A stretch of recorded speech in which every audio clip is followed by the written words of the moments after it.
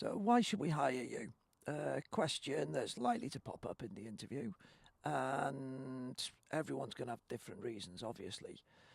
You've made it to the interview, so they've read your CV, they know exactly what your experience is, they know exactly what your qualifications are, they know exactly what your history is. So there's nothing in there that you really need to repeat. You can emphasize a little bit, but I think from my side, it would be to build on one of the stories, and it's likely to be the more positive story of the success that you've had. And that's going to be the anchor points for answering this question. Now, the interviewer is looking for three things. One, can you do the job? As we said, they've already been through your CV and you're sitting in the interview. They think that you've got what it takes. There might be something missing that they just want to check, but you're most definitely not sitting there to make numbers up. Do you want the job? Now, the answer to this question is your opportunity to demonstrate how much you want the job. And the third thing they're looking for is, do you fit in? And you're going to get a feel for that from the chemistry within the interview, from the people that you've met in and around the company. You're going to get a pretty good feel to what the culture, what the people in the company are like, and whether you're going to get on. If you don't have direct access, then step out of your comfort zone, get in contact with people in the company, do some research to find stories in the press about the company. Do they represent your standards? So you're going to be able to see whether you fit with the right sort of personality.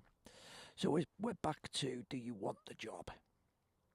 Now, my favourite strategy for this is to build on your strength story, your strong story, your success story, your fixed story, and translate that into the company position.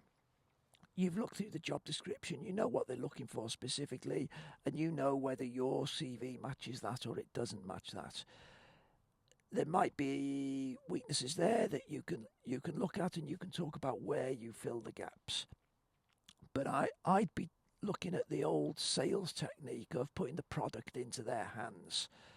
Once they've got the product in their hands and they can feel it and they can play with it, and that's simply done by talking about the position as if you're in the job. Start talking about maybe the first things you do in the 30, 60, 90 days that would give a tangible benefit to the company that fits in with their mission statement, which fits in with their plans. How are you going to work with the company to benefit them with the skills that you've got? So you're not just talking about the skills you've got, you're not just talking about reasons that you think are good for the company.